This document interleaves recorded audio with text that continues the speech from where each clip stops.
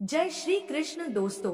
आज हम भगवत गीता के अध्याय 1 को विस्तार से समझने की कोशिश करेंगे और अनमोल विचारों पर बात करेंगे।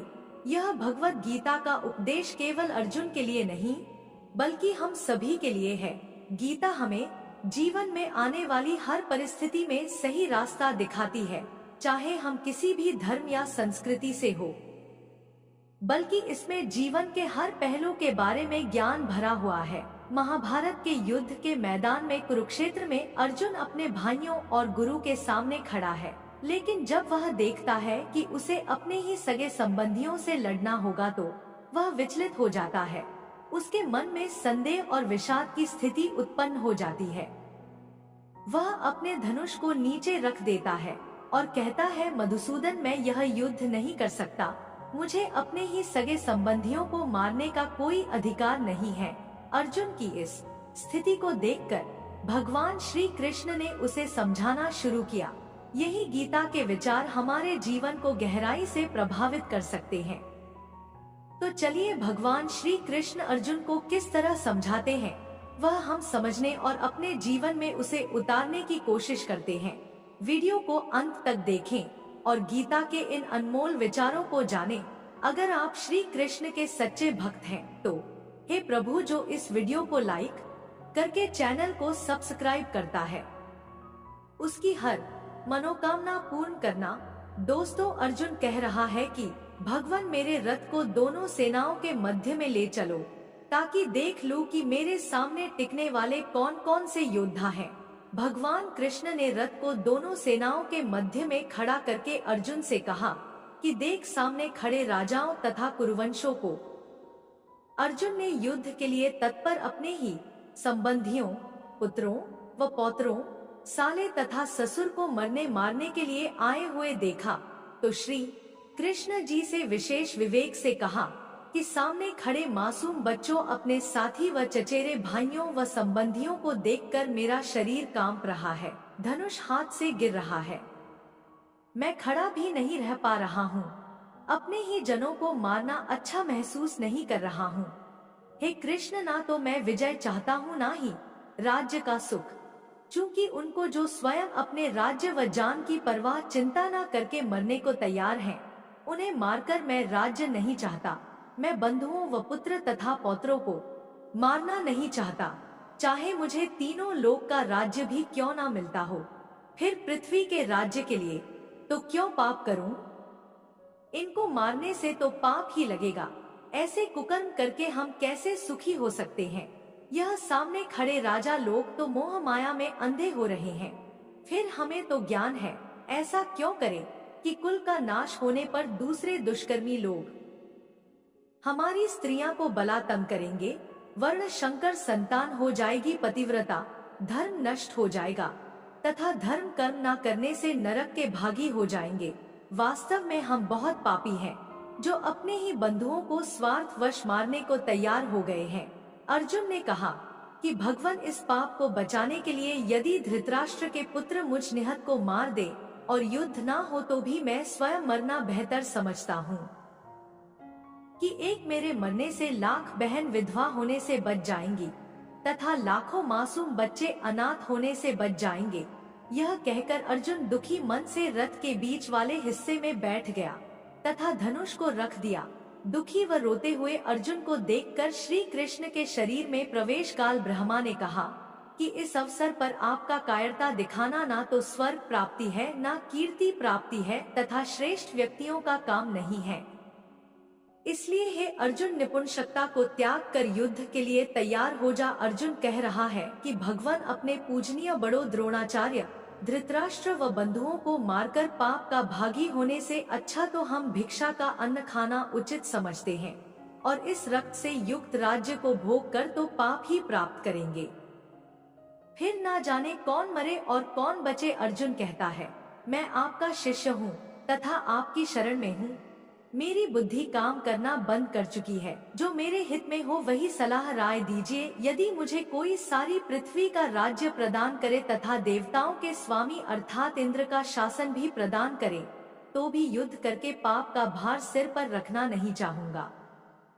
अर्थात मुझे कोई कितना ही लालच दे, परंतु मैं नहीं देखता हूँ कि आपकी कोई शिक्षा मुझे शोक मुक्त कर देगी, अर्थात युद्ध के लिए तैयार कर देगी। मैं युद्ध नहीं करूँगा।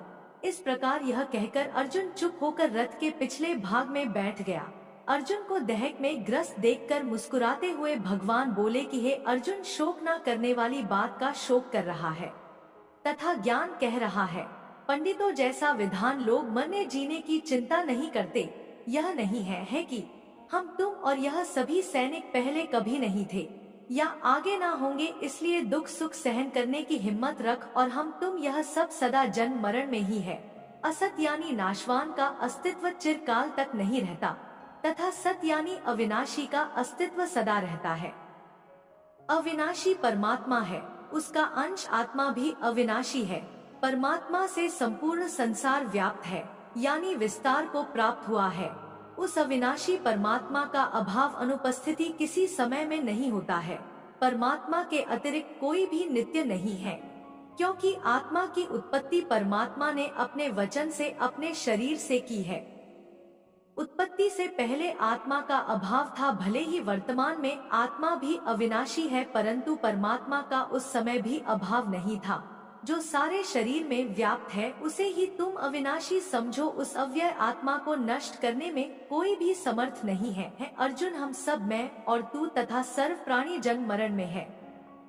वास्तव में अविनाशी तो उसी परमेश्वर पूर्ण ब्रह्मा को ही जान, जिससे यह सर्व ब्रह्मांड व्याप्त व्यवस्थित है। उस अविनाशी सत्पुरुष का कोई नाश नहीं कर सकता। उसी की शक्ति प्रत्येक जीव में और कणों में विद्यमान है। जैसे सूर्य दूर स्थान पर होते हुए भी उसका प्रकाश व उष्णता पृथ्वी पर प्रभाव बनाए हुए हैं। जैसे सौर ऊर्जा के संयंत्र को शक्ति दूरस्थ सूर्य से प्राप्त होती है, उस संयंत्र से जुड़े सर्व पंखे व प्रकाश करने वाले बल्ब आदि कार्य करते रहते हैं।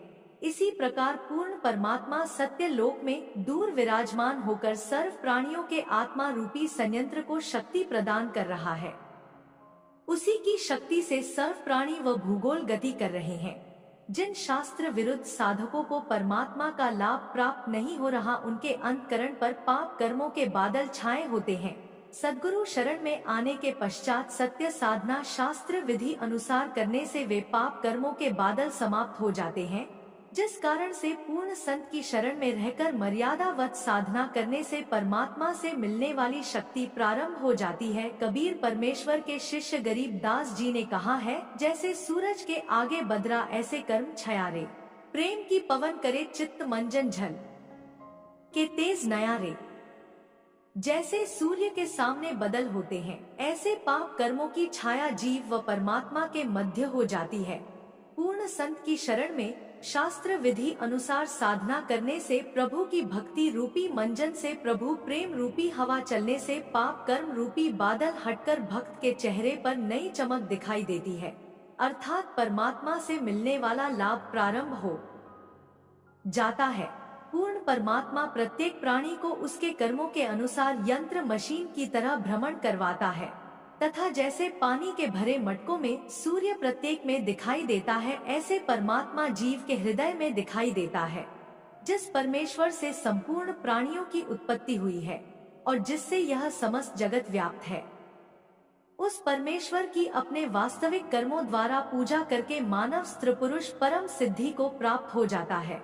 यह पंच भौतिक शरीर नाशवान है। अविनाशी परमात्मा नाश रहित, प्रमाण रहित, अर्थात सामान्य साधक नहीं समझ सकता।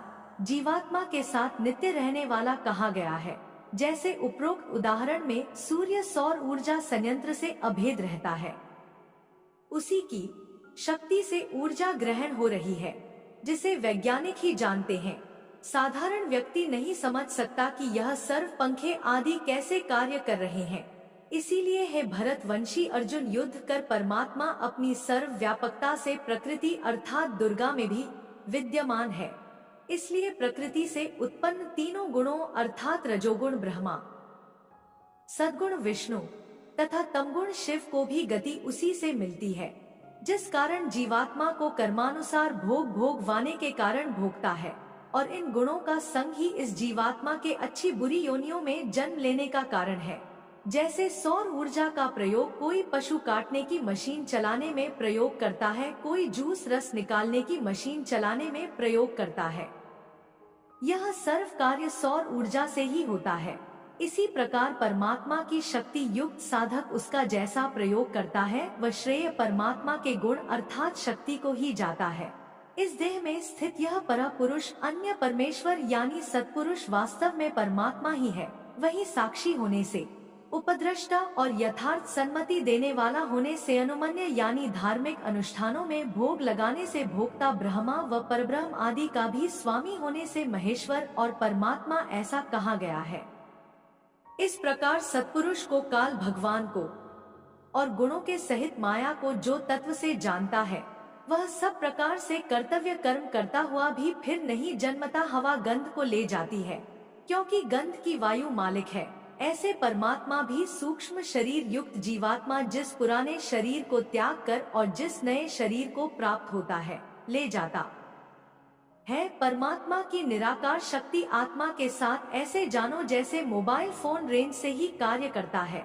टाइनवर एक स्थान पर होते हुए भी अपनी रेंज से अपने क्षेत्र वाले मोबाइल फोन के साथ अभेद है। इसको वही समझ सकता है जिसके पास मोबाइल फोन है। इसी प्रकार परमात्मा अपने निज स्थान सत्य लोक में रहता है या जहाँ भी आता जाता है, अपनी निराकार शक्ति की रेंज को उसी तरह प्रत्येक ब्रह्मांड के प्रत्येक प्राणी व स्थान अर्थात जड़ व चेतन पर फैलाए रहता है। जैसे सूर्य दूर स्थान पर रहते हुए भी अपना प्रकाश व अदृश्य उष्णता गर्मी को अपने पहुंच वाले क्षेत्र पर कण-कण में फैलाए रहता है। इसी प्रकार परमात्मा के शरीर से निकल रहा प्रकाश व अदृश्य शक्ति सर्व जड़ व चेतन को व्यवस्थित किए हुए हैं। पूर्ण परमात्मा प्रत्येक प्राणी को यंत्र मशीन की तरह चलाता है। जैसे भिन्न दो मटकों में सूर्य प्रत्येक में दिखाई देता है, ऐसे परमात्मा प्रत्येक प्राणी के हृदय में दिखाई देता है, परंतु वास्तव में वह बहुत दूर स्थित होता है। इस प्रकार सर्व को व्यवस्थित किए हैं। सर्वव्यापक पूर्ण परमात्मा आत्मा के साथ ऐसे रहता है जैसे वायु में कहीं दो गंध होती है। वायु का और गंध का कभी ना अलग होने वाला संबंध है, परंतु गंध का स्थानांतरण होता है तब वायु साथ ही रहती है। इसी प्रकार वायु तो परमात्मा जानो और गंध को आत्मा समझो। जैसे सुगंध अच्छी आत्मा तथा दुर्गंध दुष्ट आत्मा जानो, फिर भी परमात्मा उन्हें कर्मों के अनुसार नए शरीरों में ले जाता है और फिर भी साथ होता है। जैसे सूर्य प्रत्येक प्राणी को अपने साथ ही नजर आता है, दूर रहते हुए भी सूर्य के निराकार प्रभाव उष्णता से प्रत्येक प्राणी प्रभावित रहता है। इसी प्रकार परमेश्वर सत्यलोक में विराजमान होकर सर्व प्राणियों को ऐसे व्यवस्थित रखता है। दोस्तों, श्री कृष्ण ने गीता में आध्यात्मिक ज्ञान का महत्व भी बताया। उन्होंने कहा जो व्यक्ति आध्यात्मिक ज्ञान को प्राप्त कर लेता है वह संसार के मोह माया से मुक्त हो जाता है, वह सच्चे सुख और शांति की प्राप्ति करता है। तो दोस्तों, यह था श्रीमद् भगवद गीता का पहला अध्याय जिसे श्री कृष्ण ने अर्जुन को उपदेश स्वरूप दिया। गीता केवल एक ग्रंथ नहीं है बल्कि जीवन का मार्गदर्शन है। इसमें न केवल युद्ध के मैदान के लिए ही बल्कि जीवन के हर क्षेत्र के लिए उपदेश और शिक्षाएं हैं। यदि आपको यह वीडियो पसंद आया हो तो वीडियो को एक लाइक करके चैनल को सब्सक्राइब जरूर कर देना और घंटी को बजा के बेल नोटिफिकेशन को ऑल पे कर लेना ताकि आने वाली अगली वीडियो आपको मिलती रहे। अगर आपको भगवद गीता अध्याय दूसरा सुनना है तो हमें कमेंट्स में जरूर बताएं और साथ ही जय श्री कृष्णा लिखना न भूलें। फिर मिलते हैं फिर अगली ऐसे ही वीडियो में। तब तक के लिए अपना ख्याल रखिएगा। जय श्री कृष्ण। धन्यवाद।